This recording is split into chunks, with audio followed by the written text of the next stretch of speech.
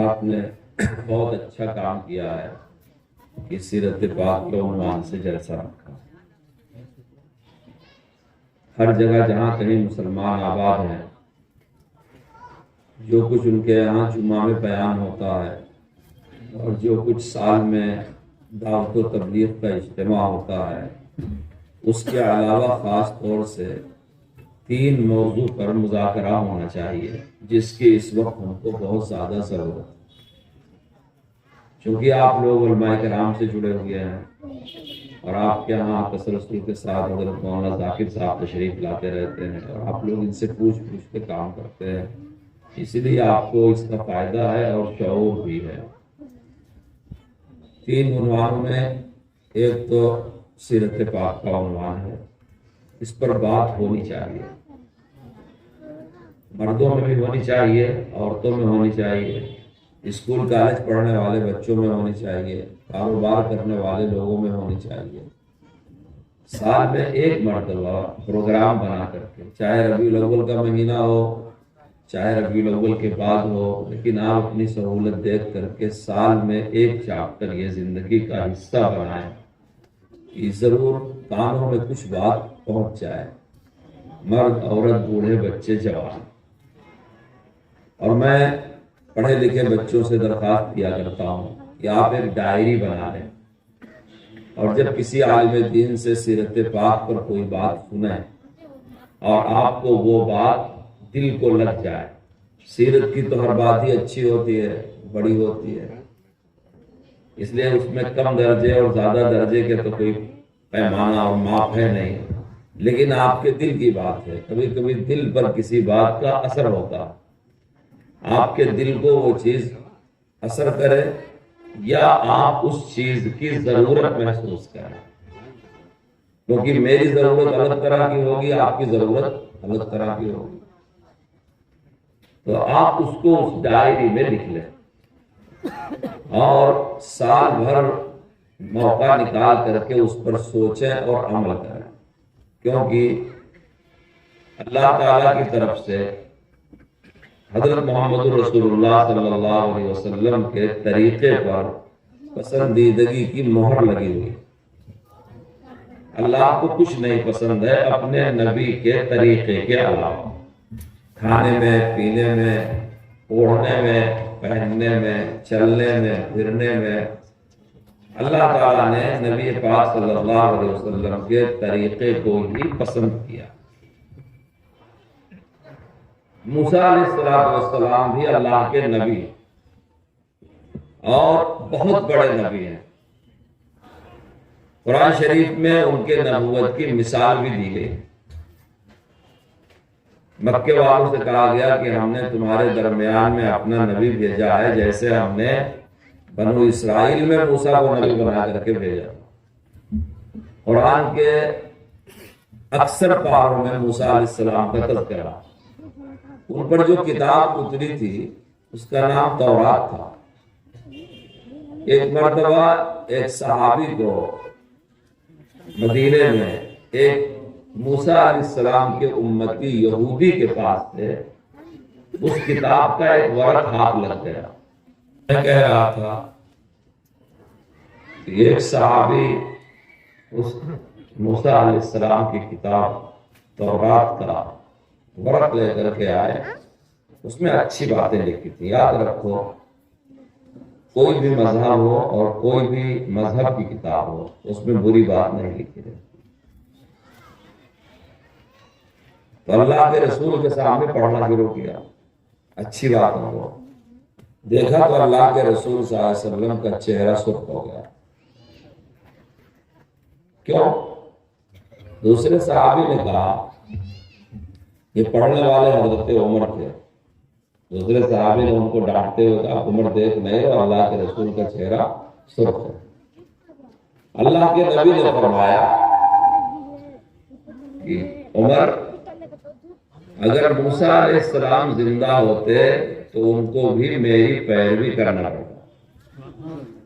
سمجھ رہے ہیں؟ کتاب تو اچھی ہے، انہی کی کتاب ہے، وہ بھی نبی ہے، لیکن اگر وہ بھی زندہ ہوتے تو ان کو میری پیروی کرنا پڑتا۔ اس کا مطلب آپ سمجھیے اس طرح سے، حضرت رسول اللہ صلی اللہ علیہ وسلم کو اللہ نے سورج کے مانند بنا کر کے بھیجا۔ چراغ کی آپ 100 تعریف کریں مگر چراغ سورج کے برابر نہیں ہو سکتا۔ آپ لائٹ کی 100 تعریف کریں، مرکری لائٹ کی، ٹیوب لائٹ کی، ہیرے موتی کے روشنی کی، جتنی روشنی ہے آپ اس کے لیے ہر جگہ سے سرٹیفکیٹ لے لیں، لیکن اگر آپ نے سورج کو کبھی دیکھا ہے تو آپ کو یہ سمجھانے کی ضرورت نہیں ہے کہ سورج کی روشنی کے سامنے کسی روشنی کی ضرورت نہیں ہے۔ جب آپ فجر کی نماز میں جاتے ہیں، اب تو ماشاءاللہ لائٹیں لگ گئی، ہمارے بچپنے میں لالٹین لے کر کے لوگ جایا کرتے تھے، کیونکہ آدھا مہینہ اجالا ہوتا ہے، آدھا مہینہ اندھیرا ہوتا ہے، اور فجر کا وقت تو اکثر اندھیرا ہی رہتا ہے۔ بڑے بڑے لوگ لالٹین لے کے، پھر ٹارچ لائٹ آ گئی، بتی آ گئی، آج کل موبائل کی لائٹیں لے کے مسجد جاتے ہیں، فجر کی نماز پڑھتے ہیں، نماز کے بعد بیٹھتے ہیں، کچھ ذکر اذکار کرتے ہیں، اور اس کے بعد اشراق کی نماز پڑھتے ہیں سورج نکلنے کے بعد۔ پھر اشراق کی نماز پڑھ کر کے اپنے گھر کو واپس آتے ہیں۔ اب میں آپ سے پوچھتا ہوں، آپ جب اپنے گھر کو واپس آتے ہیں اشراق کی نماز پڑھ کر کے، تو جو لالٹین، جو چراغ، جو لائٹ لے کر کے گئے تھے، آپ اسے جلا کر کے لاتے ہیں کہ بجھا کر کے لاتے ہیں؟ اگر کوئی آدمی فجر کی نماز میں ٹارچ جلا کر کے لے گیا تو کیا اشراق کی نماز پڑھ کے جب وہ 8 بجے، 7 بجے، 7:15 بجے، 6:30 بجے، آج کل اشراق کا ٹائم ہمارے یہاں 6:30 بجے ہوتا ہے، آپ جب اشراق پڑھ کر کے واپس آئیں گے تو کیا لائٹ جلا کر کے آئیں گے؟ موبائل کی لالٹین، ٹارچ لائٹ جلا کر کے آئیں گے؟ کیوں؟ اب ہر آدمی اگر کوئی جلا کر کے بھی آئے گا تو گلی کا بچہ بولے گا ماموں اسے بجھاؤ، اسے بجھا دو، اسے بجھا۔ کیوں بول رہا ہے؟ کیونکہ اب سورج نکل آیا، سورج کے نکلنے کے بعد ان چراغوں کی ضرورت نہیں۔ اللہ تعالیٰ نے اپنے سراج منیرہ کہا، حضرت رسول اللہ صلی اللہ علیہ وسلم منور سورج ہیں۔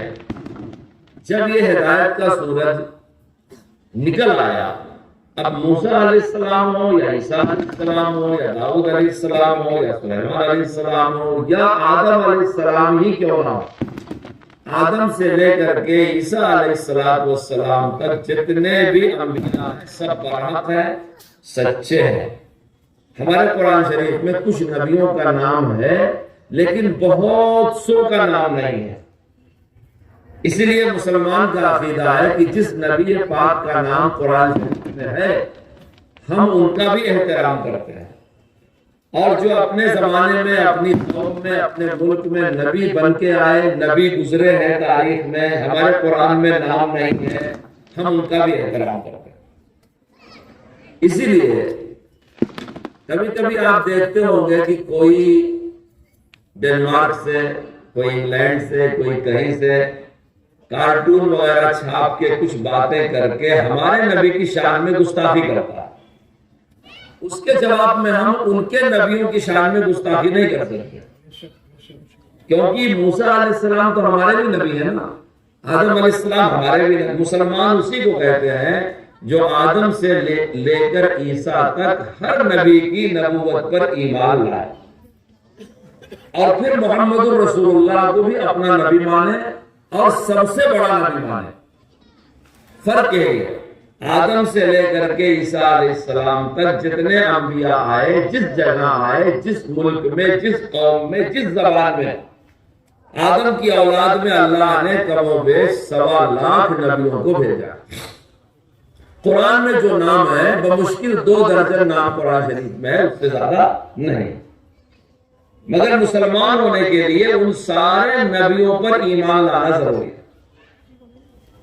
آپ 7واں کلمہ اپنے امام صاحب سے پوچھئے، آپ کے بچوں کو پڑھایا جاتا ہے ایمان مفصل، اس میں پڑھایا جاتا ہے آمنت باللہ و ملائکتہ و کتبہ و رسلہ، رسول ہی کہا گیا، ہم سارے رسولوں پر ایمان لاتے ہیں، مگر اس کا مطلب نہیں ہے کہ ہم ان پر ایمان لاتے ہیں تو ان کے دین کو فالو کریں گے۔ ان کے دین کو ہم کیوں فالو نہیں کرتے، اس کا یہ بھی مطلب نہیں ہے کہ ان کے دین کے اندر جھوٹ بولنے کی تعلیم ہے، برائی کی تعلیم ہے، شراب، نہیں نہیں نہیں۔ جیسے ایک آدمی سورج نکلنے کے بعد ٹارچ لائٹ نہیں جلا سکتا، موبائل کی لائٹ کی ضرورت نہیں ہے، موم بتی کی ضرورت، اسے سورج نکل آیا۔ اسی لیے جب محمد رسول اللہ دنیا میں تشریف لائے تو سارے نبی برحق ہیں، لیکن کسی نبی کے طریقے کو فالو نہیں کیا جائے۔ اللہ کے رسول نے حضرت عمر کو جو تورات پڑھ رہے تھے یہ فرمایا کہ اگر موسیٰ زندہ ہوتے میرے سامنے تو وہ کس کی پیروی کرتے؟ میری پیروی کرتے۔ آپ نے پسند نہیں کیا۔ اب تھوڑی دیر کے لیے مسلمان اس بات کو سوچے، آسمانی کتاب پڑھنا، ایک نبی کی کتاب پڑھنا بری بات نہیں ہے۔ اللہ کے رسول صلی اللہ علیہ وسلم محرم کی 10 تاریخ کو روزہ رکھتے تھے۔ آپ کو پتہ چلا مدینہ آنے کے بعد کہ یہ 10 تاریخ کا روزہ تو یہودی بھی رکھتے ہیں۔ وہ کہتے ہیں کہ موسیٰ علیہ السلام کو فرعون کے لشکر سے اسی دن نجات ملی تھی، تو موسیٰ علیہ السلام نے اللہ کے شکریہ میں روزہ رکھا۔ ہم زائرس، ہم جوز، ہم یہودی ان کی امت ہیں تو ہم بھی یہ شکریہ کا روزہ رکھیں گے۔ اللہ کے رسول نے کہا موسیٰ تو سچے نبی تھے، ہم تو موسیٰ علیہ السلام سے بہت قریب ہیں، ہم بھی روزہ رکھیں گے، لیکن ان کا اور ہمارا روزہ فرق ہونا چاہیے۔ وہ صرف 10 محرم کا رکھتے ہیں، ہم 9، 10 دونوں کا رکھتے ہیں۔ آپ دیکھو روزے میں فرق کر دیا اللہ کے نبی نے، ان کے ساتھ شریک نہیں ہوئے تاکہ مسلمان کا روزہ یہودی کا روزہ فرق ہو جائے۔ یہودی نماز پڑھتے ہیں، عیسائی نماز پڑھتے ہیں، کھڑے ہوتے ہیں، سجدہ کر لیتے ہیں، رکوع نہیں ان کی نماز میں۔ رکوع صرف ایمان والوں کی نماز میں ہے، ان کی نماز سے ہماری نماز الگ۔ یہودی وضو کرتے ہیں، خالی ہاتھ دھلتے ہیں، ہمارے یہاں وضو میں دونوں ہاتھ کیونیوں سمیت وہ صرف گٹوں تک دھلتے ہیں، اور پورا چہرہ، سر کا مسح اور پیر دھلتے ہیں۔ یعنی جن کو اچھی چیز کہا جاتا ہے، جن کو بہتر چیز ہے۔ روزہ بری چیز نہیں ہے، آسمانی کتاب پڑھنا کوئی بری چیز نہیں ہے، نماز پڑھنا کوئی بری چیز نہیں ہے، وضو کوئی بری چیز نہیں ہے، لیکن اللہ کے رسول صلی اللہ علیہ وسلم نے ہر چیز کو ان سے الگ کر دیا۔ کیوں الگ کر دیا؟ اس لیے کہ وہ قوم اللہ کو پسند نہیں۔ آپ کو سورہ فاتحہ یاد ہوگی، سورہ فاتحہ کا آخری جملہ ہے غیر المغضوب علیہم ولا الضالین۔ ایک مسلمان اللہ تعالیٰ سے دعا کرتا ہے کہ اے اللہ تعالیٰ آپ ہم کو سیدھا راستہ چلائیے، سیدھا راستہ ان لوگوں کا اے اللہ جس پر آپ نے انعام نازل کیا، اور اے اللہ تعالیٰ آپ ہم کو اس راستے سے بچائیے جو ان لوگوں کا راستہ ہے جن سے آپ ناراض ہیں اور جو بھٹکے ہوئے ہیں۔ اللہ تعالیٰ جن سے ناراض ہیں وہ یہودی قوم ہے۔ ان سے اللہ تعالیٰ کیوں ناراض ہے؟ انہوں نے اللہ کے دین کو بدل دیا، دین میں گڑبڑی کرنے کی وجہ سے اللہ تعالیٰ ان سے ناراض ہے۔ ان کو اللہ نے مغضوب کہا۔ ایک یہودی عالم نے ہمارے ایک عالم سے پوچھا کہ آپ کے قرآن شریف میں سورہ فاتحہ میں ہمارے بارے میں کہا گیا ہے کہ ہم مغضوب ہیں، ہمارے اوپر اللہ کا غضب ہے، تو آپ کے قرآن میں ہماری برائی ہے، کیونکہ آپ کے قرآن نے کہا ہے کہ ہمارے اوپر اللہ ناراض ہے۔ کسی کے بارے میں اس طرح جج کرنے کا آپ کے دھرم کو کیا حق ہے؟ اس جسٹس کا، اس فیصلے کا آپ کو کیا حق ہے کہ آپ کسی کے بارے میں کہہ دیں کہ اللہ اس سے ناراض ہے، لیکن آپ کے قرآن شریف میں لکھا ہوا ہے کہ اللہ ہم سے ناراض ہے۔ بات تو سمجھ میں آتی ہے، معقول ہے؟ اس عالم نے اس یہودی عالم کو یہ جواب دیا کہ آپ کا یہ سمجھنا غلط ہے، ہمارے قرآن میں آپ کو یہ نہیں کہا گیا کہ اللہ آپ پر ناراض ہے۔ آپ ذرا غور سے پڑھیں، قرآن میں یہ کہا گیا ہے کہ اللہ آپ سے ناراض اس لیے ہے کہ آپ نے تورات کو خراب کیا، آپ نے اپنے نبیوں کی نافرمانی کیا ہے، آپ نے اپنے نبیوں کی توہین کیا ہے، آپ نے اپنے نبیوں کو تکلیف دیا ہے، اس لیے اللہ آپ سے ناراض ہے۔ قرآن چھوڑ، آپ نے قرآن نہیں مانا اس لیے اللہ ناراض ہے، ایسا نہیں ہے۔ آپ نے کلمہ نہیں پڑھا اس لیے اللہ، ایسا نہیں ہے۔ اللہ نے جو نعمت آپ کو آپ کے نبی کی شکل میں دیا تھا، آپ نے اس نبی کی نعمت کی قدر نہیں کیا۔ جو اللہ نے آپ کو کتاب دیا تھا، آپ نے اس کی قدر نہیں کیا، اس کے حلال اور حرام کی پرواہ نہیں کیا، اس کے احکام کی پرواہ، اپنے دنیاوی خواہشات کے لیے آپ نے اپنے آسمانی کتاب کی توہین کیا، اس لیے اللہ آپ سے ناراض ہے۔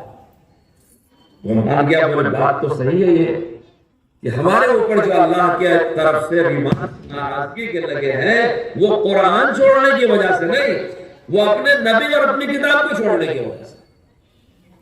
یہ قوم مغضوب ہے چونکہ اس نے اللہ کے احکام کو چھوڑا، اسی لیے رسول اللہ صلی اللہ علیہ وسلم نے اپنی امت کو ان کاموں کے کرنے سے منع کیا جو کام یہودی کرتے تھے۔ شراب پیتے تھے، بے حیائی اختیار کرتے تھے، زنا کرتے تھے، سودی لین دین کرتے تھے۔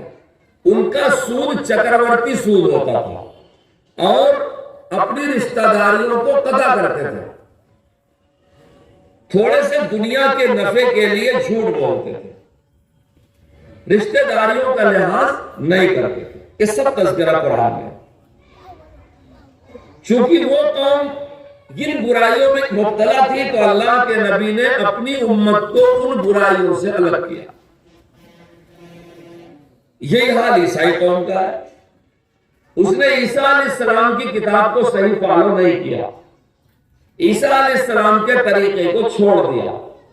اللہ کے رسول صلی اللہ علیہ وسلم نے اپنی قوم میں ان برائیوں کو آنے سے روکا کہ دیکھو وعدہ کرو تو پورا کرو، دیکھو بے حیائی نہ کرو، دیکھو پاک دامن رکھو، وعدے کو پورا کرو، نہ اپنے تولنے میں کمی نہ کرو، شراب نہ پیو، خنزیر نہ کھاؤ، حرام نہ کھاؤ۔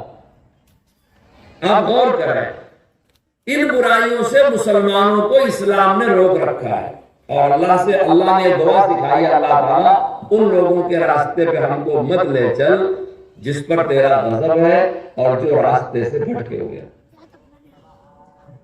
حالانکہ یہ نبیوں کا راستہ، یہ دونوں مذہب ایک نبی سے جڑا ہوا ہے، عیسیٰ علیہ السلام سے، موسیٰ علیہ السلام سے۔ لیکن اللہ کے نبی نے نماز میں، روزہ میں، وضو میں، آسمانی کتاب میں اپنی امت کو بھی اس سے الگ کر دیا۔ اب تھوڑی دیر کے لیے آپ سوچئے، تھوڑی دیر کے لیے سوچئے کہ جب مسلمان کو اللہ کے نبی ایسا دیکھنا چاہتے ہیں جیسا اللہ کا پسند ہو، اس کا کپڑا، اس کا جسم، اس کی بول، اس کی بات، اس کی رشتہ داریاں، اس کا اخلاق، اس کا ملنا جلنا ویسا ہو جیسا اللہ کو پسند ہے۔ اب اگر مسلمان اپنے نبی کا طریقہ چھوڑ کر کے وہ طریقہ اختیار کرتا ہے جس پر اللہ کا عتاب ہے، جس پر اللہ ناراض ہے، تو کیا اس لیے اللہ معاف کر دے گا کہ ہم مسلمان ہیں؟ اگر اپنے نبی کی توہین کرنے کی وجہ سے یہودیوں کو اللہ نے کہا کہ تمہارے اوپر لعنت ہے، تو اگر ہم نے اپنے نبی کی توہین کیا تو کیا ہم پہ لعنت نہیں ہوگی؟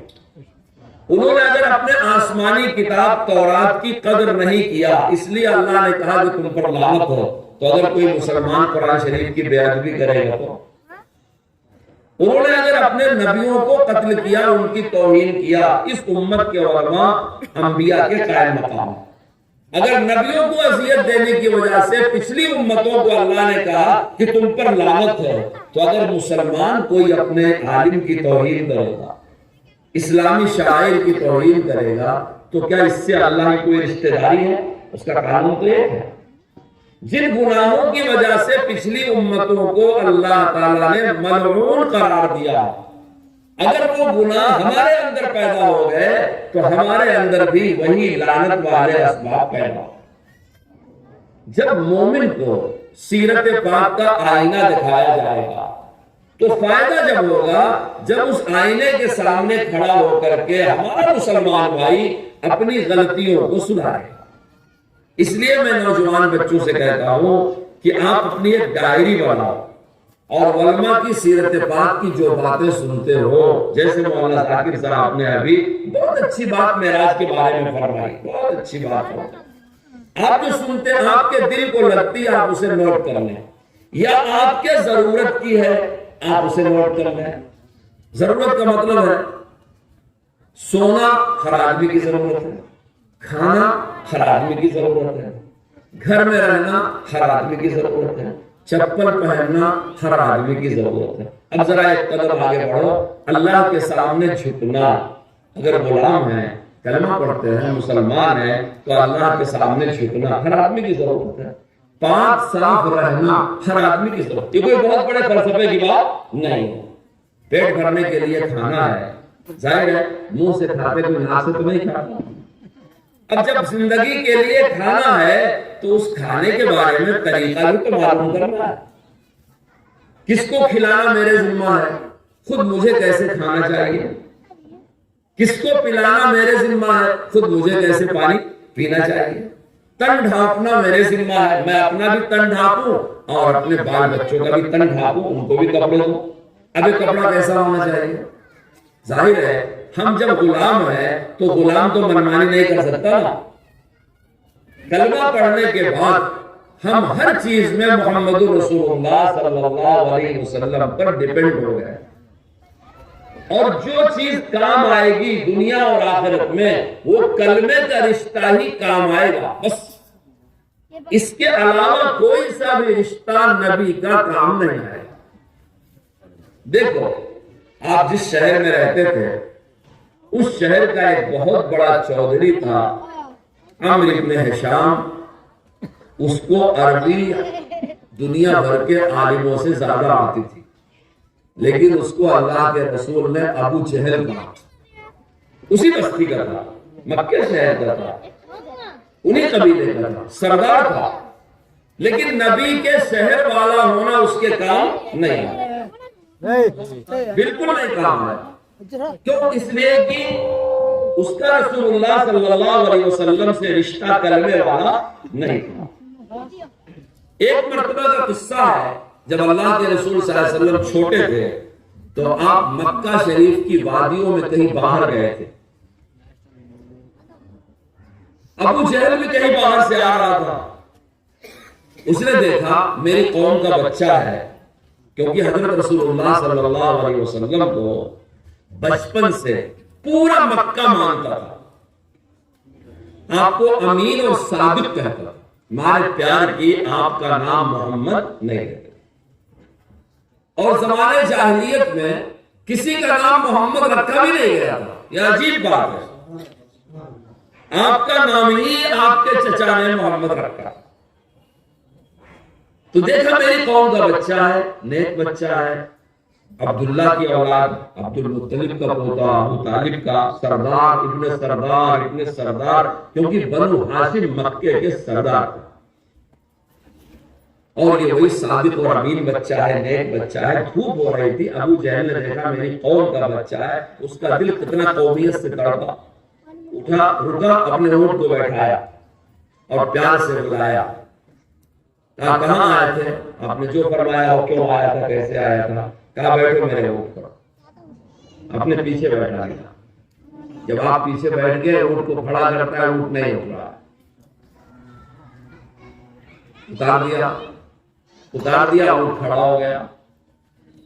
اچھا ابھی اس کا دماغ نہیں چلا کیا ہو رہا ہے، پھر دوبارہ پیچھے بیٹھایا، پھر اونٹ نہیں کھڑا ہو رہا ہے، پھر اتار دیا، پھر اونٹ کو کھینچا، اونٹ کھڑا ہو گیا۔ 3 مرتبہ ہونے کے بعد اس چھوٹے بچے نے، جو محمد بن عبداللہ تھے اور جو ساری کائنات کے سب سے بڑے نبی تھے، انہوں نے کہا ابو جہل سے مجھے سامنے بیٹھا لو۔ بس جیسے آپ ابو جہل نے آپ صلی اللہ علیہ وسلم کو سامنے بیٹھایا ویسے وہ کھڑا ہو گیا اور لپک کے مکے کی طرف آیا. میں کہتا ہوں اونٹ نے تو پہچان لیا یہ بچہ کون ہے, ابو جہل نے پہچانا. حالانکہ رسول اللہ کی قوم کا تھا, رسول اللہ سے محبت بھی کرتا تھا, ان کی خدمت کے لیے سواری بھی روکا اور ادب بھی کرتا تھا. ابو جہل ایک بدو آیا دیہات سے, اس کا پیسہ باقی تھا ابو جہل کے ذمہ, یہ سردار تھا, وصول نہیں کر پاتا تھا اس سے. مکے والوں نے کہا ایک آدمی اگر کہہ دے تو ابو جہل پیسہ دے دے گا. کہا محمد بن عبداللہ ہے. کہاں ملے؟ بولے حرم میں ہوں گے. اس بیچارے دیہاتی کو کیا معلوم, بیوپاری تھا, مکہ بازار آیا, اس نے کہا محمد بن عبداللہ ہے. کہا ہوں. کہا میری خدمت کرو. کہا کروں گا. کہا عمر بن ہشام کے ذمہ میرا پیسہ باقی ہے, مجھے پھرا رہا ہے, دے نہیں رہا ہے. آپ نے کہا چلو میں چلتا ہوں. اسے کہتے ہیں خدمت خلق, سوشل ورک. سمجھ رہے ہیں؟ اللہ کے رسول صلی اللہ علیہ وسلم نے کچھ لوگوں کی ایک کمیٹی بنائی تھی مکے میں. اتفاق سے جن لوگوں کی کمیٹی بنائی تھی سب کے نام میں فضل کا لفظ تھا, تو اس کو حلف الفضول کہا جاتا تھا. اور آپ نے سب سے وعدہ لیا تھا کہ ہم اپنے گاؤں کی خدمت کریں گے, قوم کی خدمت کریں گے, برائیاں ختم کریں گے, یتیم غریب ضعیف لوگوں کی مدد کریں گے. کسی بھی حملہ آور کو اچھی بات ہے اس میں. وہ سب مسلمان نہیں تھے. یہ سارا کارنامہ آپ کا وہی آنے سے پہلے کا ہے. آپ نے اس بقایہ دار کو لیا اور عمر بن ہشام اسی ابو جہل کے گھر پر گئے, دستک دیا, باہر نکل کے آیا, دیکھا, گھبرایا. آپ کو دیکھ کر کے آپ نے نصیحت کیا, کہا جس کا پیسہ لیتے اس کو پھرایا نہیں کرتے, ادا کر دو. اس نے کچھ نہیں کہا, مارے خوف کے اندر گیا, پیسہ نکالا, اسے ادا کر دیا. وہ دیہاتی خوش ہو کر کے تاجر واپس چل گئے. میں آپ کے ذہن میں یہ بات ڈالنا چاہتا ہوں کہ آپ کے شہر کا, آپ کا ادب کرنے والا, آپ کا لحاظ کرنے والا, آپ کی خدمت کرنے والا, آپ کی زبان بولنے والا اور آپ کو سچا ماننے والا بھی, جب آپ مدینہ شریف چلے گئے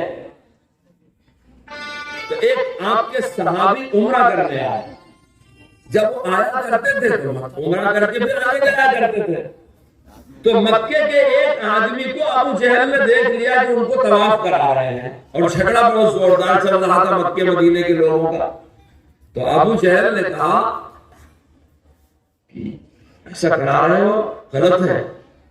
امیہ بن خلف بھی وہی تھا. انہوں نے جھڑک دیا اسے اور کہا چل تو کیا بولتا ہے, رسول اللہ نے کہا ہے کہ تجھے یہ مروائے گا. بس اس کے ہاتھ پیر پھول گئے. بولے محمد بن عبداللہ نے کہا ہے یہ تیری موت کا سبب یہ بنے گا. باوجود کہ وہ مسلمان نہیں تھا, پکا کافر تھا, لیکن کہنے لگا محمد بن عبداللہ نے کہا ہے, کافر ہو گیا.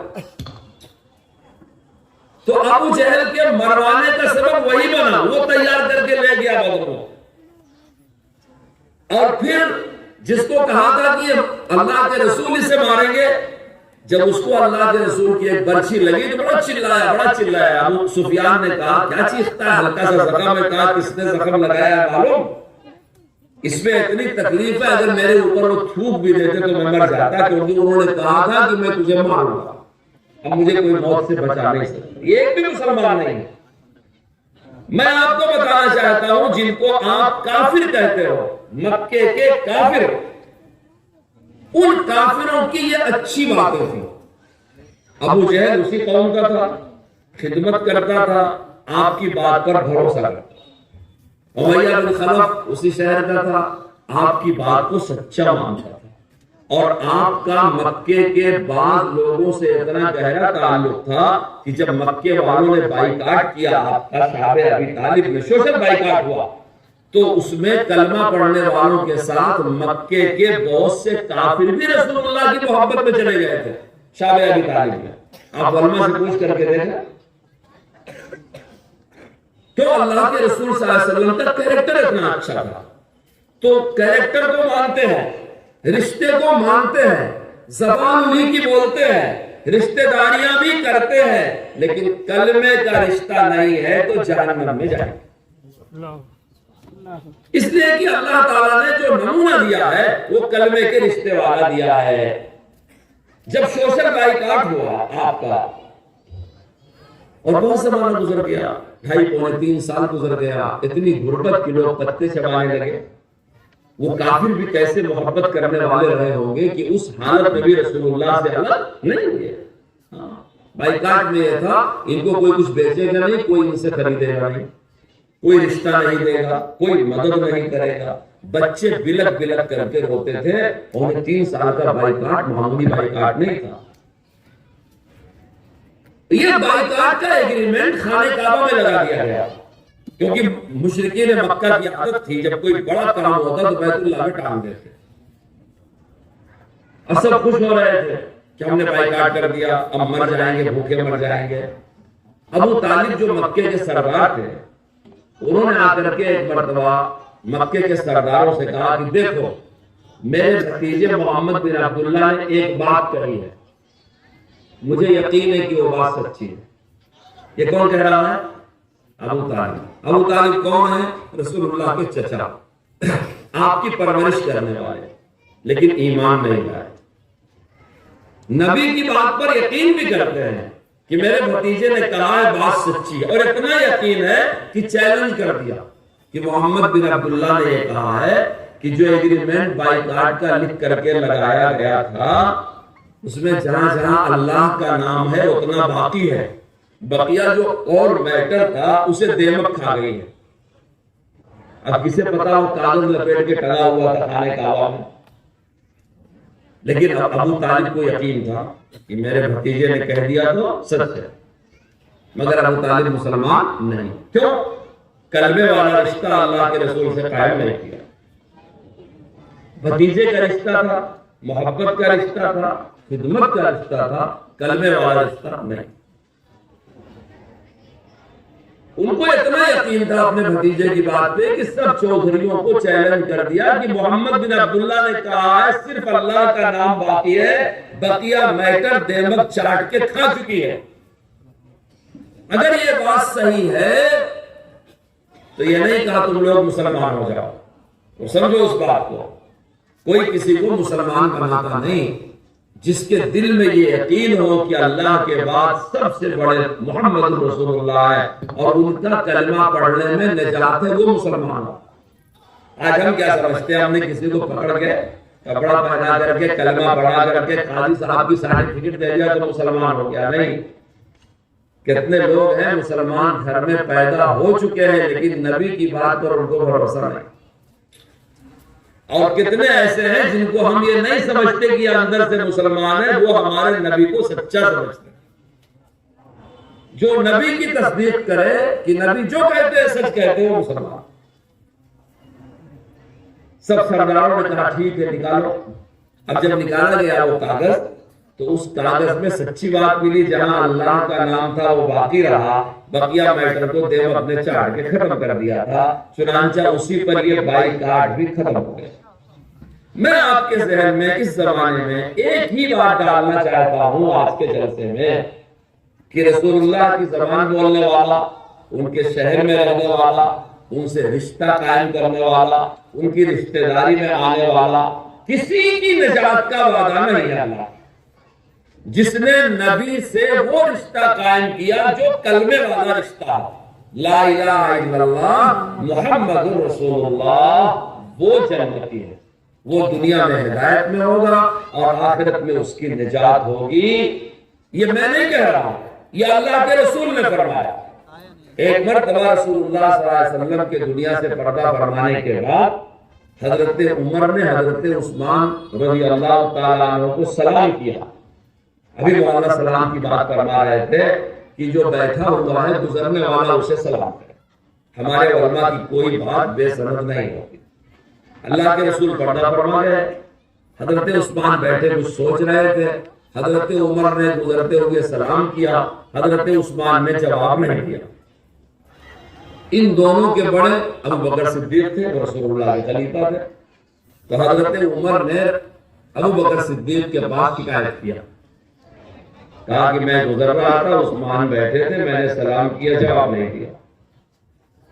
ابو بکر صدیق نے بلا بھیجا اپنے پاس اور کہا تمہارے بھائی صحیح کہہ رہے ہیں کہ یہ گزر رہے تھے، تم بیٹھے تھے، سلام کیا، تم کو سلام کا جواب تم نے نہیں دیا، کیوں نہیں دیا؟ کہنے لگے کہ میں نے توجہ نہیں دیا، مجھے پتہ نہیں چلا یہ کب گزرے کب سلام کیا۔ ابو بکر صدیق نے کہا کیا بات سوچ رہے تھے؟ بھائی آدمی کسی بات میں رہتا ہے نا، وہ غور کرتا ہے، کہیں دل دماغ لگا رہتا ہے، کہاں ہے تمہارا خیال، کیا سوچ رہے تھے، کون سی اتنی بڑی بات تھی؟ کہنے لگے میں یہ سوچ رہا تھا کہ نجات کیسے ہوگی۔ آج ہم نہیں سوچتے نجات کیسے۔ حضرت عثمان غنی رسول اللہ کے ڈبل داماد ہیں، ایک رات میں قرآن شریف مکمل کرتے تھے۔ یہ قرآن شریف جو ہمارے ہاتھوں میں ہے ان کے زمانے میں ہی انہوں نے تیار کروایا تھا اور تمام بڑی جامع مسجدوں کو بھیجا تھا۔ حضرت عثمان کے فضائل ہیں، اللہ کے رسول صلی اللہ علیہ وسلم کی حضرت عثمان نے اپنے مال سے بہت مدد کیا، بہت فضیلت ہے ان کی۔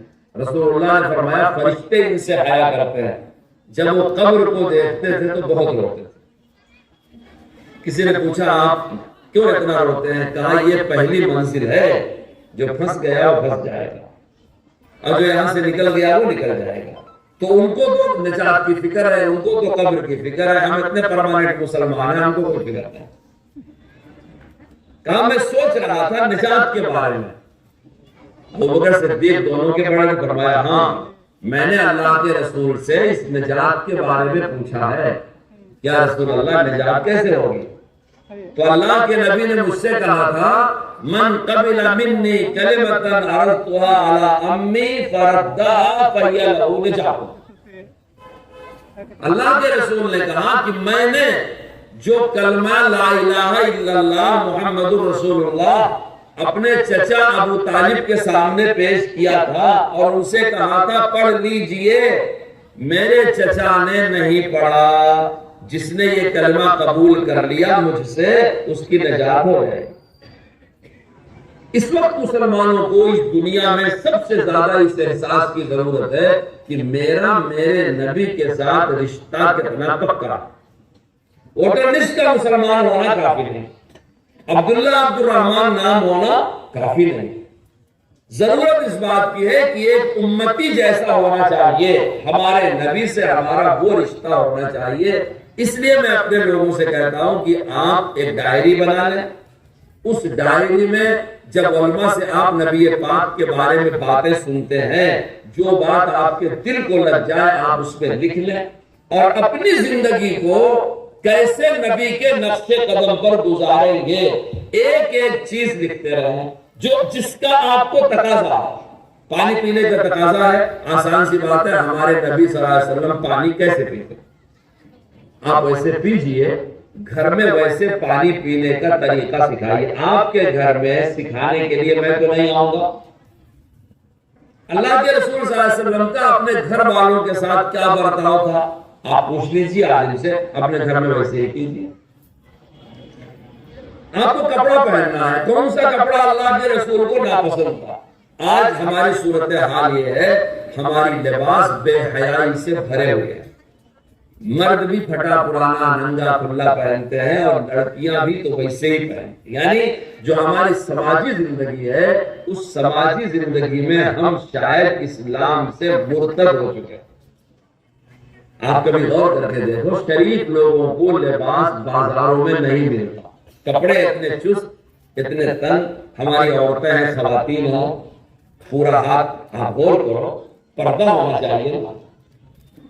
آپ کے یہاں کے بارے میں مجھے معلوم نہیں، لیکن عورتوں کا جنازہ چادر سے ڈھانپا جاتا ہے، مرد کے جنازے کے اوپر ہمارے علاقے میں تو رواج ہے ہرا چادر ڈالتے ہیں، لیکن دنیا میں ہر جگہ یہ رواج نہیں ہے۔ آپ نے بہت سے جنازے دیکھے ہوں گے کھاٹ پر خالی ایسے موتا رکھ دیتے ہیں، یہ مرد کا جنازہ۔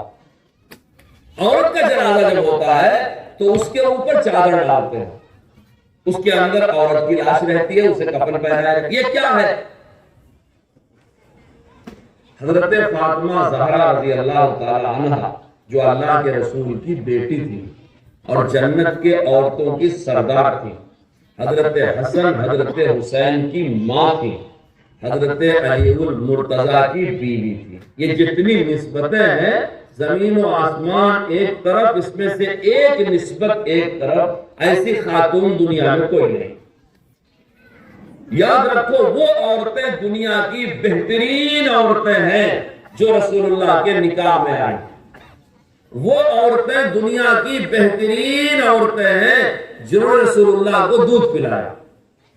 اللہ کے نبی کے پیٹ میں 4 عورتوں کا دودھ گیا۔ آپ کی سگی ماں حضرت آمنہ کا، یہ کائنات کی بہترین عورت، انہوں نے نبی کو جنم دیا۔ آپ کی رضائی ماں ام ایمن جو آپ کی خادمہ تھی، آپ کی دودھ پلانے والی ماں سویبہ، پھر آپ کی پرورش کر کے دودھ پلانے والی ماں جو بہت مشہور ہے حلیمہ سعدیہ۔ ان کو پتا نہیں تھا جس بچے کو میں گود لے رہی ہوں، دودھ پلا رہی ہوں، نہلا رہی ہوں، دھلا رہی ہوں، جو میری بکریاں چڑھا رہا ہے کون؟ ان کو پتا نہیں تھا۔ ان 4 عورتوں کا دودھ رسول اللہ کے پیٹ میں گیا۔ یہ کائنات کی بہترین عورتیں، اور جو عورتیں رسول اللہ کے نکاح میں آئیں وہ کائنات کی بہترین عورتیں، حضرت ختیجہ، حضرت عائشہ، حضرت حفصہ، حضرت ام سلمہ، حضرت ام حبیبہ، کائنات کی بہترین عورتیں۔ ان کا درجہ کوئی بیان نہیں کر سکتا، کیونکہ وہ دنیا کے سب سے بڑے انسان کے نکاح میں آئی ہیں۔ ہر ولی، ہر بزرگ، ہر پیر ان کے سامنے جھکا ہوا ہے۔ ان سے بڑا درجہ کسی کی، پوری امت کی ماں ہے، امت کے ولیوں کی ماں ہے، صحابہ کی ماں ہے، تابعین کی ماں ہے، مجاہدین کی ماں ہے، مفسرین کی ماں ہے، محدثین کی ماں ہے۔ ان کے پیروں کے نیچے جنت ہے، ان کا بہت بڑا درجہ ہے، بیان نہیں کر سکتا۔ اور وہ عورتیں جو رسول اللہ سے پیدا ہوئی، بیٹی فاطمہ الزہرا۔ پہلے زمانے میں ہر گاؤں میں ختیجہ بھی نام ہوا کرتا تھا، عائشہ بھی نام ہوا کرتا تھا، فاطمہ نام ہوا کرتا تھا۔ بڑی ماں لوگ بولتے ہیں، بڑی اماں جان، کیا مطلب؟ ختیجہ نام رکھا تو بڑی اماں جان بولتے تھے۔ اب یوٹیوب کا، گوگل کا زمانہ ہے، لڑکی پیدا ہوتی لوگ وہاں سے نام سرچ کرتے ہیں، مولوی صاحب سے پوچھنا نہیں ہے، یہ سب نام رکھتے ہوئے شرماتے ہیں۔ اب لیٹسٹ نئے نام چاہیے۔ ایک صاحب نے اپنی لڑکی کا نام قرآن شریف میں دیکھ کر کے نکالا شرح البریہ، شرح البریہ۔ ایک صاحب نے اپنے بچے کا نام قرآن میں دیکھ کے نکالا ذنیم۔ کس سے؟ سب سچے قصے ہیں۔ پہلے زمانے میں بچہ پیدا ہوا تو لوگ اللہ کے رسول کا نام محمد رکھ دیا، احمد رکھ دیا، ابو بکر رکھ دیا، عمر رکھ دیا، عثمان رکھ دیا، فاروق رکھ دیا، حسن رکھ دیا، حسین رکھ دیا۔ مارے ادب کی اگر کسی نے محمد نام رکھا لوگ بڑے صاحب ہوتے تھے۔ محمد کو مارے پیار کی محمدہ بولا کرتے تھے، حسین کو حسینہ بولا کرتے، ادب کی وجہ سے تو رسول اللہ کے نواسے کا نام ہے۔ آج زمانہ بدل گیا، آج جب تک گوگل سے نام سرچ نہ کر لیں، مولوی صاحب کو پوچھو کوئی نام نہیں رکھتا۔ حضرت فاطمہ رضی اللہ تعالیٰ عنہ رسول اللہ صلی اللہ علیہ وسلم کی بیوی، اللہ کے رسول صلی اللہ علیہ وسلم کے بعد 6 مہینہ دنیا میں زندہ رہی اور کبھی ہنسی نہیں۔ ایک دن ان کو ہنسی آئی، خوش ہو کر کے ہنسی۔ وہ دن ہے اسماء بنت عمیس رضی اللہ تعالیٰ عنہ، یہ ابو بکر صدیق کی بیوی تھی۔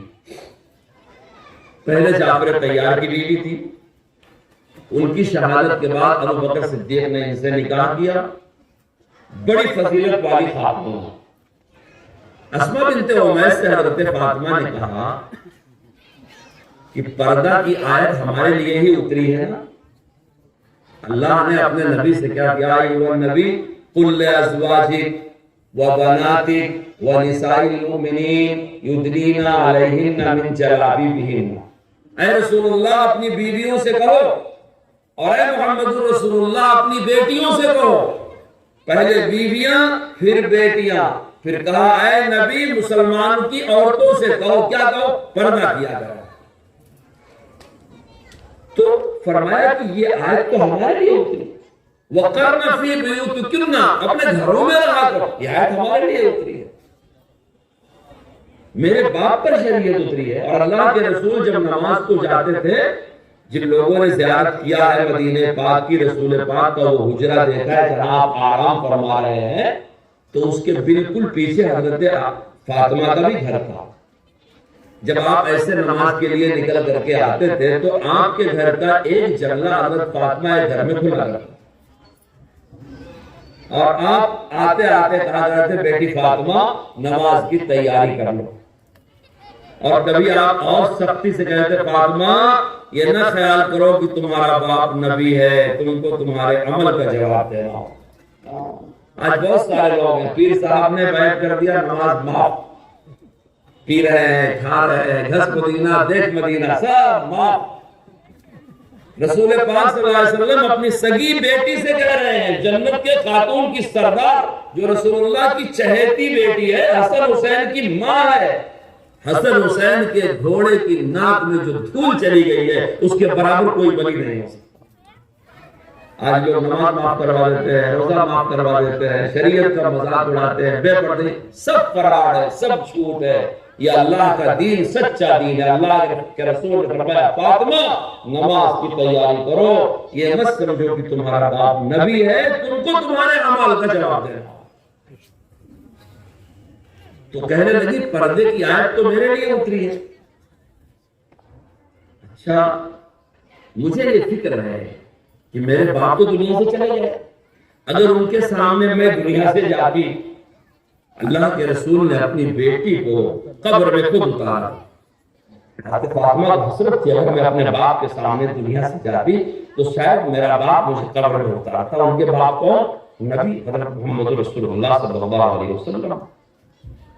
لیکن وہ تو دنیا سے چلے گئے، اب میرے مرنے کے بعد جب میرا جنازہ اٹھے گا تو لوگ میرے بدن پر نگاہ ڈالیں گے کہ فاطمہ بنت محمد اتنی لمبی، اتنی موٹی، اتنی چھوٹی تھی۔ کفن تو ویسے ہی باندھا جاتا ہے نا، تو مرنے کے بعد میرا پردہ ختم ہو جائے گا، کیونکہ اس زمانے میں جنازہ اسے اٹھا دیا جاتا تھا۔ تو اسماء بنت عمیس نے حضرت فاطمہ سے کہا کہ نہیں، ایک طریقہ اور بھی ہے جنازہ تیار کرنے کا، میں ویسے بناتی ہوں۔ تو انہوں نے لکڑی منگائی، اسے باندھا، چاروں طرف سے ایسے ڈولی بنایا اور اس کے اوپر چادر ڈالا، پھر حضرت فاطمہ اس میں لیٹ کر کے دیکھنے لگی، کہنے لگی ہاں یہ ہے۔ اب اوپر سے خالی چادر نظر آ رہی ہے، بانس کے اوپر سے، لکڑیوں کے اوپر سے میرا جسم نظر نہیں آ رہا ہے۔ جب اپنے پردے پر اطمینان ہوا تو ہنس پڑی۔ 6 مہینے میں ایک دن ہنسی ہے اپنے باپ رسول اللہ کی جدائی کے بعد۔ شاہ عبد العزیز محدث دہلوی رحمۃ اللہ علیہ ایک روایت نقل کرتے ہیں کہ قیامت کے دن پل صراط پر سے سب کو گزرنا ہوگا۔ وَإِن مِّنكُمْ إِلَّا وَارِدُهَا قرآن نے کہا ہے، تم میں سے ہر ایک کو پل صراط پر سے گزرنا ہوگا۔ پل صراط کیا ہے؟ جہنم پر پڑا ہوا ایک پل ہے، 500 سال کی چڑھائی، 500 سال کی ہمواری، 500 سال کی اترائی۔ لیکن لوگ اپنے اعمال کی وجہ سے تیزی یا سستی سے گزریں گے، لیکن گزرنا سب کو ہوگا۔ جنہوں نے دنیا میں شرک کیا، گناہ کیا، جھوٹ بولے، غلطی کیا اور معافی نہیں ہوئی ہے، وہ جہنم میں گر جائیں گے۔ اس گناہ کے برابر جلنے کے بعد تب نکالے جائیں گے۔ جو رشتہ داریوں کو توڑا ہے گر جائیں گے پھنس کر کے۔ کہتے ہیں قربانی کے جانور کو بہت طاقتور بناؤ کیونکہ تم کو ایک پل صراط پہ لے کر کے گزرے گا۔ سمنوا ذرائعکم علی الصراط مستقیم۔ حضرت حضرت شاہ عبد العزیز رحمۃ اللہ علیہ تفسیر عزیزی میں، ان کی تفسیر کی کتاب ہے، لکھتے ہیں کہ قیامت کا سما ہوگا، لوگ پل صراط پر سے گزر رہے ہوں گے، ایک فرشتہ زور سے آواز لگائے گا، اے لوگوں اپنی نگاہ نیچی کر لو۔ وہ نقل کرتے ہیں نگاہ، اپنی تفسیر میں نقل کرتے ہیں، صدا لگائی جائے گی، یہ لوگوں اپنی نگاہیں نیچی کر لو۔ قیامت میں تو پردہ نہیں ہے، سب ننگے ہوں گے، اور اعلان ہوگا کہ محمد کی بیٹی فاطمہ گزرنے والی۔ جب حضرت فاطمہ پل صراط سے گزرے گی تو کائنات کے ہر انسان کی نگاہ نیچی۔ حضرت محمد رسول اللہ صلی اللہ علیہ وسلم کی چہیتی بیٹیاں، آپ کو دودھ پلانے والی آپ کی رضائی مائیں، آپ کے ساتھ نکاح میں آنے والی امت کی مائیں، یہ کائنات کی بہترین عورتیں ہیں۔ لیکن رشتہ کون سا معتبر ہے؟ ایمان والا۔ حضرت عثمان غنی رضی اللہ تعالیٰ عنہ نے کہا کہ میں نے اللہ کے رسول سے اس کے بارے میں نہیں پوچھا نجات کیسے ہو گیا۔ ابوبکر صدیق نے کہا میں نے پوچھ رکھا ہے، تو یہی پوچھ رکھا ہے کہ اللہ کے رسول نے کہا کہ جو کلمہ میرے چچا نے انکار کر دیا، جو قبول کر لے گا اس کے لیے وہ نجات کا سبب۔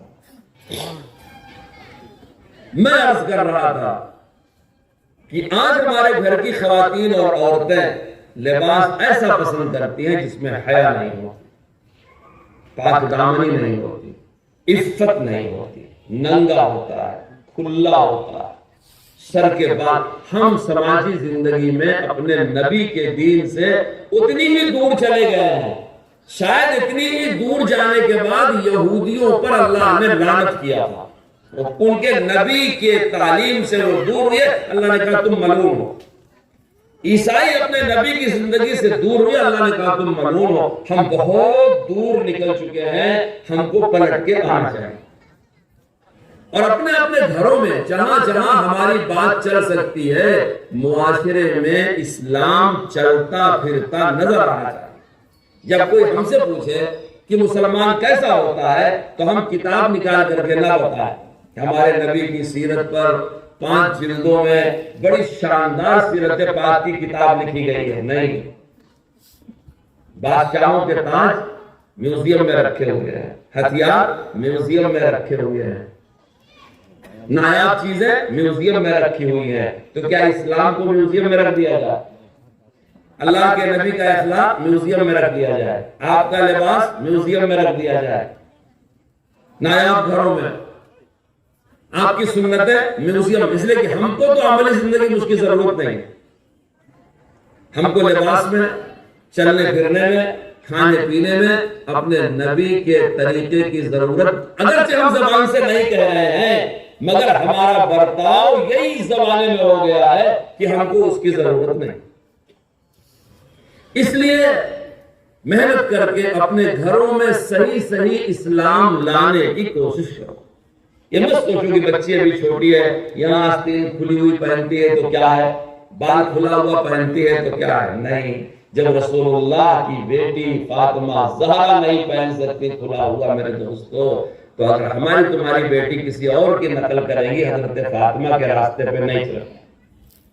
جیسے جنت کے مردوں کے سردار رسول اللہ کے نواسے حسن و حسین ہیں، جوانوں کے سردار، ایسے عورتوں کی سردار فاطمہ زہرا ہے، عائشہ صدیقہ ہے، آپ کی بیٹیاں، آپ کی بیویاں ہیں۔ جو خاتون یہ چاہتی ہو کہ میں جنت میں رسول اللہ کے خاندان والوں کی سرداری میں رہوں، وہ ان کے نقش قدم پر چلے۔ حضرت فاطمہ زہرا رضی اللہ تعالیٰ عنہ کے گھر ایک مہمان آ گیا، آپ نے اس کے اکرام کے لیے اپنی چادر پھیلائی۔ جس یہودی کے یہاں آپ نے وہ چادر بھیجا تھا، وہ اس زمانے میں کپڑا تول کے لیتے تھے، وہ تول رہا تھا۔ ایک مہمان آ گیا، 2-3 گھروں میں آواز دی گئی، وہ مسلمان مہمان نہیں تھا۔ آج تو ہم لوگ مہمان نوازی نہیں کرتے۔ اسلام ہم کیا سمجھتے ہیں؟ اسلام مسلمانوں کا مذہب ہے، قرآن مسلمانوں کی کتاب ہے، محمد رسول اللہ مسلمانوں کے نبی ہیں۔ یہ بہت بڑی غلط فہمی ہے پڑھے لکھے لوگوں کو۔ محمد رسول اللہ مسلمانوں کے نبی نہیں، ساری کائنات کے نبی ہیں۔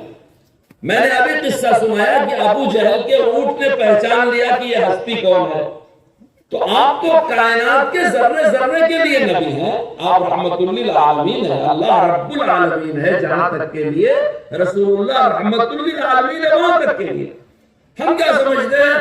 اللہ کے نبی محمد رسول اللہ خالی ہمارے نبی ہیں، نہیں، آپ سب کے نبی ہیں۔ قرآن صرف ہماری کتاب نہیں، سارے انسانوں کے لیے آئی۔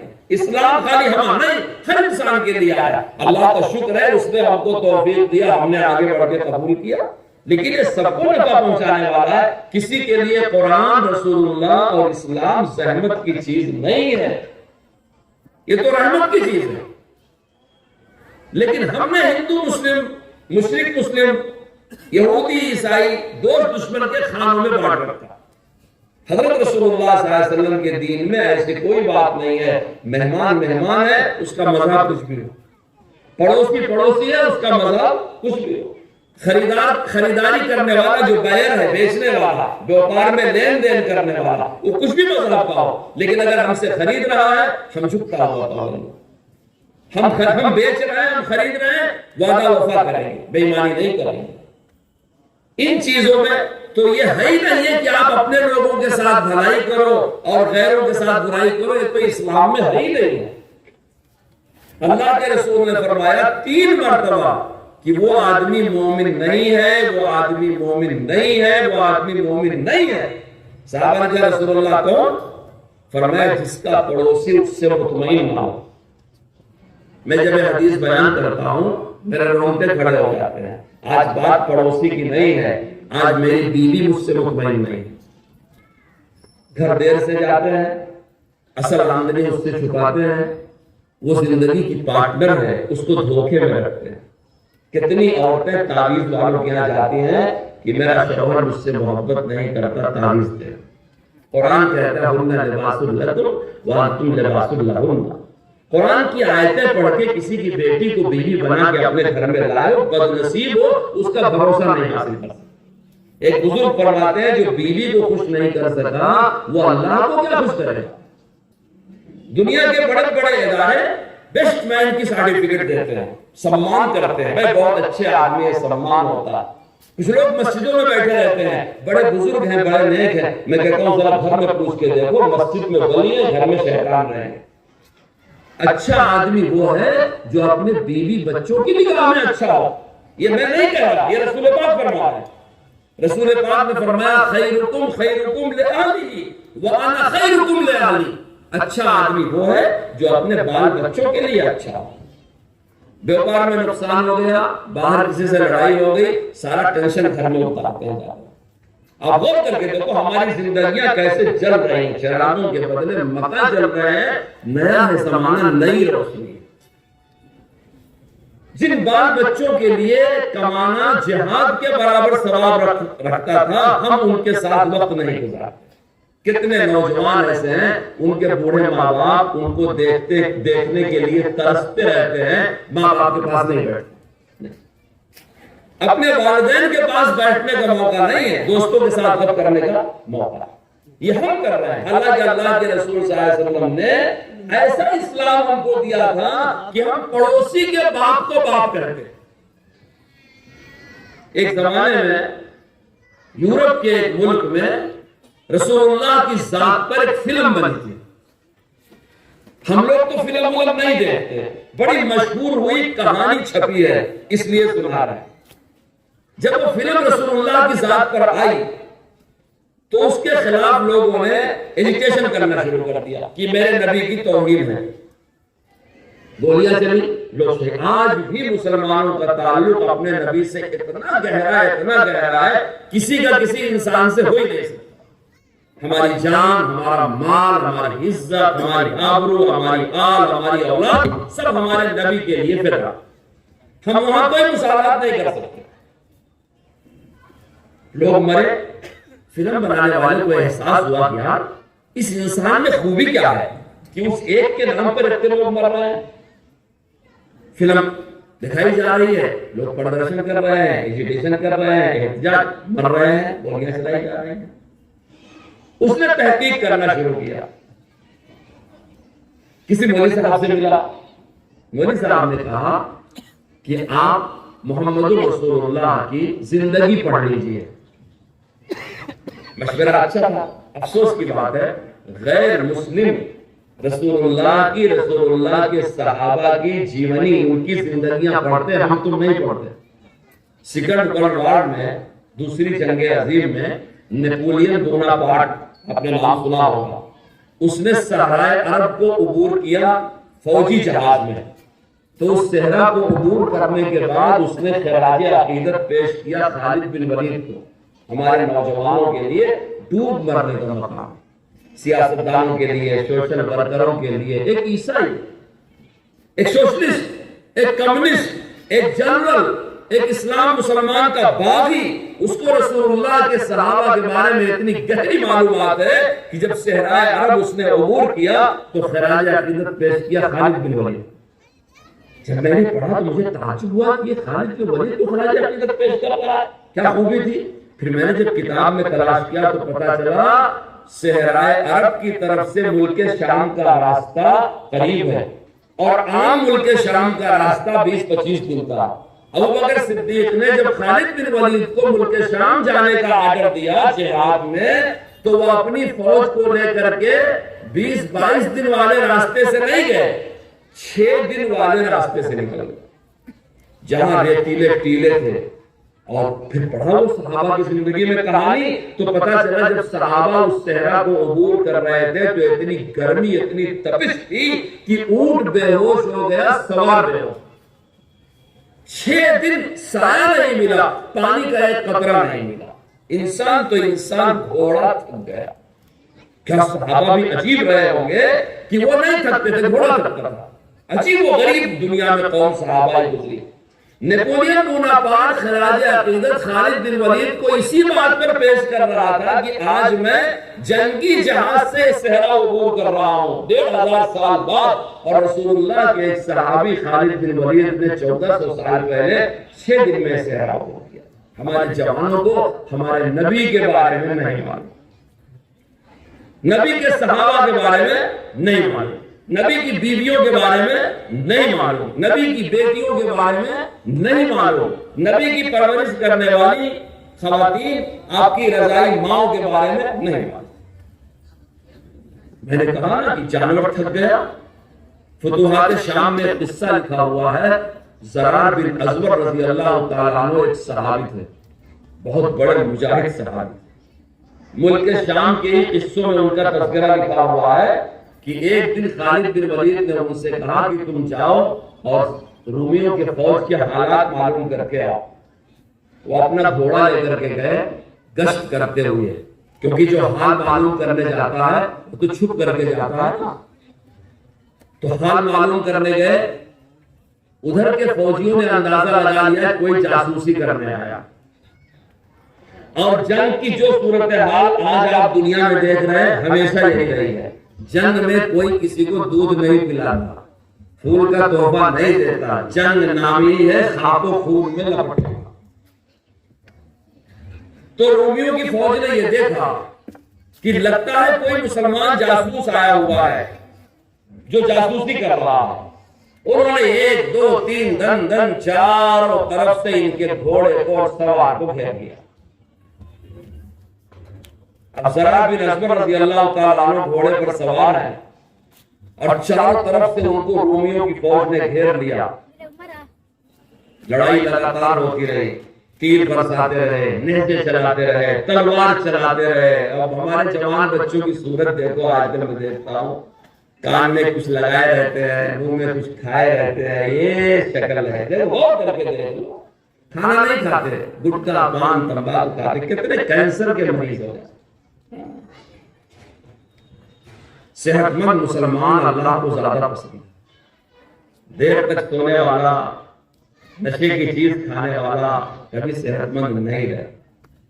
ہماری لوگ بولتے ہیں حضرت آپ جوان مسلمانوں کے لیے کچھ بیان کرو، یہ کرنا کیا کرنا، تو نماز کو آتا نہیں، کیا کرنا بیان کر، جمعہ میں دن آتا بڑا نیک ہے، تیرے بوڑھے باپ کی خدمت کرے، شادی ماں باپ نے کر دیا ہے، بیکار پڑا سوتا ہے، کام کا نہ کاج کا، ماں باپ کے لیے وبال بنا ہوا ہے، اور ماں باپ بھی ایسے ساس سسر کے مال کو بھروسہ کر کے شادی کر دیتے ہیں کہ رہے گی دلہن رہے گی، سب مانتے ہیں۔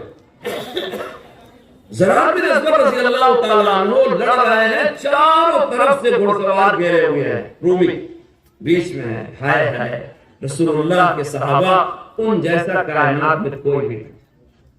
یاد رکھو جس مسلمان کی زبان سے صحابی کے بارے میں غلط بات نکلے اس سے تعلق ختم کر، اور رسول اللہ کے چہتے ہیں، اس کے پیارے ہیں، دین کو انہوں نے بہت کچھ قربانی دے کے آگے بڑھایا، گر گئے، گھوڑا تھک گیا۔ زرار بن ازور صحابی رسول کا گھوڑا تھک گیا، زمین میں پیر ٹیکنے لگا، منہ موڑنے لگا، لیکن صحابی رسول نہیں تھکے۔ ایک مرتبہ ہمارے یہاں ایک کمرے میں مولانا ذاکر صاحب بچے کہہ رہے تھے کہ کب تک آپ صبر کی تلقین کریں گے، کب تک صبر کی تلقین کریں گے. اتفاق کی بات ایسی بجلی چلی گئی، کمرے میں چوہا نکل آیا، سب کے صبر کا پیمانہ لبریز ہو گیا. یہ یہاں بھاگے کمرہ خالی. غور کر کے دیکھ لو ہماری اصلی تصویر، دیکھو دونوں میں کتنا فرق ہو گیا ہے. ایک طرف رسول اللہ کے صحابہ کا یہ حال ہے کہ نرغے میں گھرے ہیں، گھوڑا تھک گیا، صحابی رسول نہیں تھا. ایک طرف ہمارا حال ہے کہ مفتی صاحب ابھی فتوا دے تو ابھی ہم فلسطین چلے جائیں گے، چوہا نکل رہا ہے کمرے میں تو بھاگ گئے. اللہ خیر کرے، اللہ ہماری اس بزدلی اور بے دینی کو جرات، شجاعت، ہمت اور حکمت سے تبدیل فرمائے. درد ہوتا ہے اس لیے کہ ہمارے جوانوں کو دین نہیں معلوم، رسول اللہ کی سیرت، صحابہ کی سیرت نہیں معلوم. جب پڑھیں گے تب تو بہادری آئے گی. تو انہوں نے گھوڑے کے کان میں کچھ کہا، وہ کچھ کہتے ہی گھوڑے کے کان میں گھوڑا پھر کھڑا ہو گیا اور بڑی طاقت سے گھوڑے نے پیکڑے بدلے اور ان کو لے کر کے بھاگتا بھاگتا بھاگتا اسلامی لشکر میں آ گیا. خالد بن ولید کو انتظار تھا کہ گئے جاسوسی کرنے، گھنٹوں ہو گیا نہیں آئے، زخم لگا ہوا ہے، ہاتھ ڈانپ رہے ہیں، گھوڑا تھکا ہوا ہے. پہنچنے کے بعد کارگزاری سنایا کہ جب میں گشت لگا کر کے معلوم کر رہا تھا. کیا معلوم کیا جاتا تھا؟ یہ معلوم کرتے تھے پانی کدھر ہے، میمنہ کدھر ہے، میسرہ کدھر ہے، کیا یہ لوگ جانے کی بات کر رہے ہیں کہ رکنے کی بات کر رہے ہیں. اب تو کسی کو کوئی سلیقہ ہی نہیں رہ گیا ہے، یہ سب معلوم کرنے کی چیز ہوتی تھی. تو خالد بن ولید نے کہا اچھا گھوڑا پھنس گیا؟ کہا پھنس گیا. کہا پھر میں نے گھوڑے کان میں بات کہہ دیا، گھوڑا پھر طاقتور ہو گیا، پھر مجھے لے کے آپ کے پاس آ گیا، خیر ان کا مرہم پٹی کیا گیا. خالد بن ولید نے کہا تم نے گھوڑے کے کان میں کون سی دعا پڑھی تھی؟ اب اگر ہم کو تم کو معلوم ہو جائے کہ وہ دعا کون سی تھی، سوچے کہ بڑا اچھا ہے نا. صحابی نے گھوڑے کے کان میں کہہ دیا، وہ مسخر ہو گیا. کم سے کم ہم بیوی کے کان میں کہہ دیں گے وہ تو مان جائے گی، بچوں کے کان میں کہہ دیں گے وہ تو مان جائے گی. فتوحات شام میں لکھا ہے کہ حضرت زرار بن ازور نے گھوڑے کے کان میں محمد کما صلیت علی ابراہیم وعلی آل ابراہیم انک حمید مجید اللہم بارک علی محمد وعلی آل محمد کما بارکت علی ابراہیم وعلی آل ابراہیم انک حمید مجید. گھوڑے کے کان میں کہا اے گھوڑے، اے گھوڑے، اے میرے گھوڑے، تو تھوڑی دیر میرا ساتھ دے دے، نہیں تو مدینہ شریف جا کے میں رسول اللہ سے تیری شکایت کروں. کائنات کا ذرہ ذرہ جانتا ہے کہ محمد رسول اللہ کیا ہے. ہم تم سمجھتے ہیں خالی ہمارے نبی. اے گھوڑے، اے میرے گھوڑے، تو تھوڑا سا میرا ساتھ دے دے، ورنہ میں مدینے جا کے محمد رسول اللہ سے تیری شکایت کر دوں گا. گھوڑا اپنی جان پہ کھیل کر کے سوار کو بچا کر کے لے کر کے نکل گیا. میں یہ کہتا تھا کہ نیپولین بوناپارٹ نے خالد بن ولید کو خراج عقیدت پیش کیا کیونکہ اس نے صحابہ کے بارے میں پڑھا تھا، ہم تم نہیں پڑھتے. قصہ میں سنا رہا تھا کہ جب اس فلم بنانے والے سے کسی عالم نے کہا کہ تم رسول اللہ کی سیرت پڑھو تب تمہارے سمجھ میں آئے گا کہ وہ کون تھے. بغیر سمجھے تم نے کیا کیا. اب اس نے جب پڑھنا شروع کیا تو مسلمان ہو گیا. مسلمان ہونے کے لیے چھپ کر کے مدینہ شریف پہنچا. یہ ساری داستان کتابوں میں چھپی ہوئی ہے اور یہ 22 سال پہلے کا قصہ ہے. دنیا کے اخباروں نے اسے نوٹ کیا. اس نے اپنی مسلمان ہونے کی کہانی خود بیان کیا. وہ یہ کہتا ہے کہ جب میں نے رسول اللہ کی سیرت پڑھنا شروع کیا تو ایک موقع ایسا آیا کہ میرے اندر کا کفر ٹوٹ گیا. وہ موقع کیا تھا؟ میں نے آپ سے کہا تھا کہ آپ کے دل پہ جس بات کا اثر لکھ لیا کریں بچے ہمارے.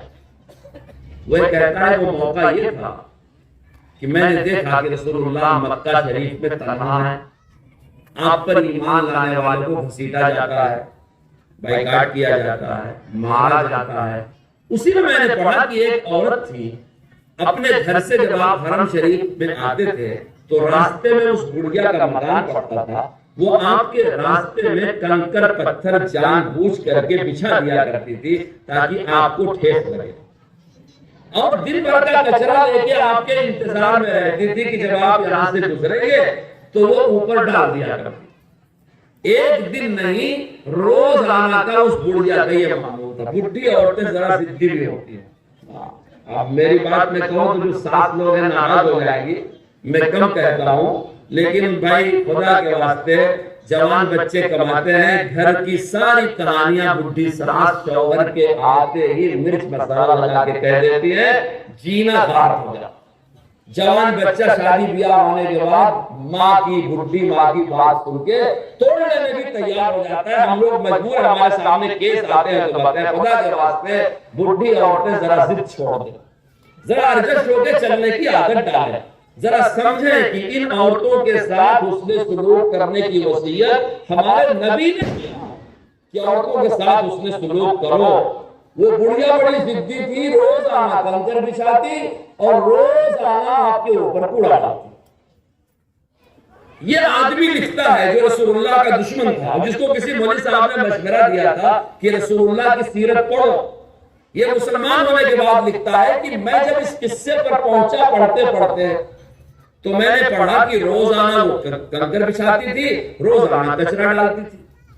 ایک دن اللہ کے رسول ادھر سے گزرے، راستہ بھی صاف تھا اور اوپر سے کوڑا بھی نہیں پڑا۔ آپ ٹھہر گئے، ٹھہر کر کے آپ نے دائیں بائیں والوں سے پوچھا کہ یہاں ایک بڑھیا اماں تھی، اوپر سے کچرا ڈالتی تھی، نیچے کنکر بچھاتی ہے، اللہ کے راستے کی چبھن، تکلیف، درد، اس میں کیا لذت ہوگی سوچو۔ وہ بڑھیا کہاں گئی؟ آزو بازو والوں نے کہا کہ وہ تو بیمار ہے۔ اب میرے جیسا کوئی مفتی صاحب ہوتا بولتا، دیکھا اللہ والوں کی شان میں گستاخی کیا نتیجہ ہوا، اس نے امام صاحب کو ایسا کہا ایسا ہو گیا، مفتی صاحب کو ایسا کہا، امیر صاحب کو ایسا کہا ایسا ہو گیا۔ لیکن یاد رکھو وہ محمد رسول اللہ ہے، نہ مفتی صاحب ہے، نہ امیر صاحب ہے، نہ امام صاحب ہے، نبیوں کے نبی ہیں، رحمت للعالمین ہیں، ان کے دل میں سب کا درد ہے۔ راہ میں جس نے کانٹے بچھائے، گالی دی، پتھر برسائے، اس پر چھڑکی پیار کی شبنم، صلی اللہ علیہ وسلم، صلی اللہ علیہ وسلم۔ آپ ٹھہرے، بولے اس کا دروازہ کدھر سے ہے؟ لوگوں نے کہا پیچھے کی گلی سے۔ آپ گھوم کر کے گئے تو وہ بڑھیا واقعی بیمار تھی اور بہت بے حال ہو کر کے پڑی تھی۔ یہ آدمی جو یورپ کا انگریز مسلمان ہوا، یہ اپنی کہانی بتاتا ہے کہ جب میں نے کتاب میں پڑھا کہ محمد بن عبداللہ نے، محمد الرسول اللہ نے اس کچرا ڈالنے والی عورت کو جا کے اس کو اماں کہہ کر کے مخاطب کیا، کہا ماں میں تمہاری خدمت کروں گا، تمہاری طبیعت کیسی ہے، اپنے آپ کو تنہا نہ سمجھنا، جو کام میرے لائق ہے بتاؤ، میں تمہاری سیوا کروں۔ یہ کہتا ہے کہ جب میں نے یہ پڑھ لیا، میرا اندر کا کفر ٹوٹ گیا کہ ایسا وہی انسان کر سکتا ہے جو اللہ کا سچا نبی ہو۔ پھر میں نے طے کیا کہ اب میں اگر مسلمان بنوں گا اور کلمہ پڑھوں گا تو انہی کی مسجد میں جا کر کے، وہ تو دنیا میں نہیں ہے لیکن ان کی مسجد کے امام کے ہاتھ پہ میں جا کے کلمہ پڑھوں گا۔ چنانچہ میں چھپتا چھپاتا ایسے ویسے بندوبست کرتا کرتا مدینہ شریف حاضر ہوا، رسول اللہ کی مسجد کے امام کے ہاتھ پر میں نے توبہ کر کے کلمہ۔ میں اپنے جوانوں سے کہتا ہوں کہ آپ اپنے نبی کے بارے میں معلوم کریں، ان کے کھان پان کے بارے میں، ان کے رشتوں کے بارے میں، ان کے طریقوں کے بارے میں، ان کے کیریکٹر کے بارے میں، ان کے صحابہ کے بارے میں، اور اپنی ڈائری میں لکھو، عمل کرو، وہ آپ کے نام اعمال میں تولی جائے گی۔ میں نے بات یہاں سے شروع کیا تھا کہ علماء کرام سے آپ کا تعلق ہے، سال میں ایک راؤنڈ سیرت پاک کا چرچا ہر جگہ ہونا چاہیے، مردوں میں، عورتوں میں، اسکولوں میں، کالجوں میں، تاجروں میں، مسجد میں، مدرسہ، ہر جگہ سیرت پاک کا اتنا چرچا ہو کہ ہر آدمی سیرت کی طرف متوجہ ہو جائے، کیونکہ یہی ہمارا رشتہ ہمارے نبی کے ساتھ ہے جو ہم کو ان حالات پہ دین پہ کھڑا کرے۔ اتنی تاثیر کسی اور کے تذکرے میں نہیں ہے۔ دوسرے، ایک مرتبہ شہر میں چرچا ہونا چاہیے تعلیم کے بارے میں۔ اگر تعلیم نہیں ہے دنیا اندھیری ہے، دین کی تعلیم بھی ضروری ہے، دنیا کی تعلیم بھی ضروری ہے۔ مسلمانوں میں حافظ عالم کی بھی ضرورت ہے، انجینئر، ڈاکٹر، ماسٹر کی بھی ضرورت ہے۔ ہماری قوم میں دونوں کی ضرورت ہے۔ تعلیم پہ پیسہ خرچہ کرو، مولانا ارشد مدینہ دامت برکاتہم ہر سال 2 کروڑ روپیہ غریب مسلمان بچوں کی تعلیم پہ خرچ کرتے ہیں. اور حضرت کا ہر سال ایک چھپتا ہے، ایک پٹی، کیا اس میں لکھا رہتا ہے مسلمان اپنے پیٹ پر پتھر باندھ کر کے بھی اپنے بچوں کو پڑھائیں. میں سمجھتا ہوں بچی رٹی بال میں شاید کسی گھر میں فاقہ نہ ہو رہا ہو کہ پتھر باندھنے کی نوبت، لیکن آپ بچوں کی کمائی پر توجہ نہ کیجیے، آپ گھر کے خرچے کم کیجیے. عورتیں میری بات سن رہی ہیں، میں ان سے کہتا ہوں ہر شادی، ہر فنکشن، ہر تیوہار پہ نئے کپڑے نہ خریدیے، پیسے بچائیے. یہ پیسے بچا کر کے بچوں کی تعلیم تربیت پہ خرچ کیجئے اور انسانوں کی بھلائی کیجئے، ان کی مدد کیجئے. آپ جس کی مدد کریں گے اس کے دل میں آپ کی محبت پیدا ہوگی اور آپ کے نبی کا دل آپ سے خوش ہوگا. ہمارے نبی نے حکم دیا ہے ہم پڑوسیوں کی مدد کریں. جب آپ خود ہی فضول خرچی کر کے محتاج بنے رہیں گے، مقروض رہیں گے، آپ کس پہ خرچ کریں گے؟ اس لیے کپڑوں میں بچت کیجئے، کھانوں میں بچت کیجئے. ہوٹلوں میں ناشتہ کرنے کا رواج ہمارے علاقے میں بڑھتا جا رہا ہے. خدا کے واسطے گھر میں آدھا سیر چاول پکائیے، ماں باپ بہو بیٹے بیٹی بچے بیٹھ کے وقت پر ناشتہ کرنا. اس ماحول کو ختم کیجئے. صبح بچہ چیلا بول کے اسکول چلا جاتا ہے، آپ دکان میں بیٹھ کے مول منگا کے ناشتہ کر لیتے ہیں. 10 بجے سن رہی ہوں گی میری باتیں، مجھے کوسیں گی بھی. 10 بجے اٹھتی ہیں، اٹھ کر کے پوچھا لگا کے صاف کر کے رات بھر کا جھوٹا برتن پڑا رہتا ہے کچن میں، بہو کے باسن صاف کر کے اب پکانا شروع کرتی ہے. وہ فریج ایک ایسا منحوس ڈبہ گھروں میں رکھا ہوا ہے، غریبوں کو کچھ نہیں پہنچتا. 3-3 4-4 دن کے کھانے سڑے پڑے، پھلی کی چٹنی، یہ چٹنی میوزیم بنا رہتا ہے فریج. خراب ہو گیا تو مردوں کے ناک میں دم. خدا کے واسطے اس خرچ کو کم کرو، تعلیم پہ خرچہ کرو، بچاؤ. پہلے زمانے میں لوگ بڑی بہن کا کپڑا چھوٹی بہن پہن لیا کرتی تھی. خالہ کا، پھپھی کا، چچانی کا، ممانی کا، بڑی ماں کا کپڑا لوگ برکتن پہنا کرتے تھے نوجوان بچیاں. میری پھپھی کا کپڑا، میں دارالعلوم سے فارغ ہوا، میری خالہ کی ایک بہت بڑی چادر تھی، میں نے اپنی خالہ سے مانگا برکت کے لیے. میری خالہ نے کہا کل دوں گی. عورتیں غور سے سنیں، اس کی عمر 72 سال ہو چکی تھی. آج نہیں دیا کل دیا. جب کل میری خالہ نے دیا تو میں نے کہا خالہ آپ نے ایک دن کے بعد کیوں دیا؟ کہا تمہارے خالوں سے پوچھنا باقی تھا. یہ ہے اسلام. اور کوئی عالمہ حافظہ نہیں تھی، ایک عام گاؤں دیہات کی عورت تھی. میں عالم ہوا، خوش ہوئی کہ میرا بچہ دیوبند سے فارغ ہوا، مجھے ہدیہ دینا چاہ رہی تھی. میں نے ان کی وہ چادر مانگی جس کو اوڑھ کے وہ نماز پڑھتی تھی. آج بھی میرے پاس ہے. تو برکت سمجھ کر کے ہماری عورتیں، ہماری بچیاں بڑی بوڑھیوں کی چادریں، دوپٹے، کپڑے کاٹ کے چھاٹ کے چھوٹے کر کے برت لیا کرتے تھے. آج مرد کماتے کماتے تھک رہا ہے، ہر شادی پر جوڑا، ہر تیوہار پر جوڑا، ہر عید پر جوڑا. اللہ کے واسطے میں نے آپ کو 2 جگہ سے پیسے بچانے کا مشورہ دیا. نمبر 1 زیادہ کپڑے نہ خریدیے. نمبر 2 گھر میں کھانا پکا کے اکٹھا بیٹھ کے کھانے کی عادت ڈالیے. نمبر 3 ہر اتوار کو تھیلا اٹھائے جو شادیوں میں جاتے ہیں اسے انوائٹ کیجیے. 4 اتوار ہوتا ہے، 2 میں جائیے، 2 میں معذرت کر دیجیے. جو آپ پیسہ بچائیں گے یہی رشتہ داروں کی مدد کر دیجیے. آپ جتنا پیسہ خرچ کر کے پوری فیملی لے کے شادیوں میں گھومتے ہیں، میں سچ کہتا ہوں حساب ڈال کر کے دیکھیے، آپ پیسہ بچا کر کے بہانے سے دیجیے، ایک ہاتھ سے دیجیے، دوسرے ہاتھ کو نہ مارو.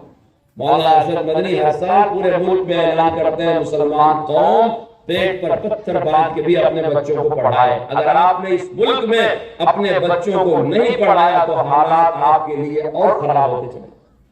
اگر آپ نے اس ملک میں اپنے بچوں کو پڑھا دیا، آپ کی تعمیر ترقی سے آپ کو کوئی محروم نہیں کر سکتا. اس لیے پڑھاؤ پڑھاؤ پڑھاؤ بچوں. دوسرا کام سال میں 1 مرتبہ ہونا چاہیے اصلاح معاشرے کا. یہ تیسری فکر ہونی چاہیے. علماء کرام کی نگرانی میں ہمارے اندر چھوٹی موٹی خرابیاں پیدا ہو جاتی ہیں. ایک گاڑی آپ استعمال کرتے ہیں، وہ ریپیئر چاہتی ہے. گھر کا گیس چولہا ہے، اسے ریپیئر کرنا پڑتا ہے. جوتے کو پالش مارنی پڑتی ہے. تو ہم کو تم کو بھی تو برس میں 1 بار 2 بار ریپیئرنگ کی ضرورت ہوتی ہے. کسی کی داڑھی صحیح نہیں، کسی کی مونچھ صحیح نہیں، کسی کا پینٹ صحیح نہیں. آج کل چلا ہے مولانا ظاہر صاحب یہاں سے پھٹا رہتا ہے، وہاں سے مجھے ایک بچہ لے گیا کہ میں نے دکان کھولا ہے کپڑے کی، آپ دعا کر دیجئے. اب میں وہاں گیا تو پینٹ کی دکان تھی، ایک پینٹ بھی سلامت نہیں تھا. مجھے نہیں معلوم تھا. مجھے بڑا ترس آیا، بیچارہ اتنا غریب ہے، یہ بیوپار شروع کر رہا ہے، پھٹے پینٹ پرانے خرید کے لایا ہے. میں نے اس بچے سے کہا، اس کا نام داؤد تھا، میں نے کہا بیٹا اللہ تم پہ رحم کرے، تم کو ایک بھی اچھا کپڑا نہیں ملا، ایسا کہنے لگے مقصد فیشن. خدا کے واسطے ہم کو بھی برس میں ایک دو مرتبہ ریپیئرنگ کی ضرورت ہے. کیا پہننا، کیا کھانا، کیسے رہنا، مسجد میں کیسے آنا. اگر آپ علماء کرام سے جڑے رہیں گے آپ کو ان کی صحبتوں سے فائدہ پہنچتا رہے گا. اللہ تعالیٰ قبول فرمائے. میں نے جو کہا، جو کمی بیشی ہوئی، جو کچھ آپ کو برا لگا ہو، سب کی معذرت چاہتا ہوں. میں خود بھی اصلاح کا محتاج ہوں. اللہ تعالیٰ میری بھی اصلاح فرمائے. اور جہاں کہیں مسلمانوں کو جس طرح کی ضرورت ہے اپنے نبی کے صدقے دوپہر سے اللہ تعالیٰ سب کے ساتھ خیر کا معاملہ فرمائے. آمین. الحمدللہ رب العالمین.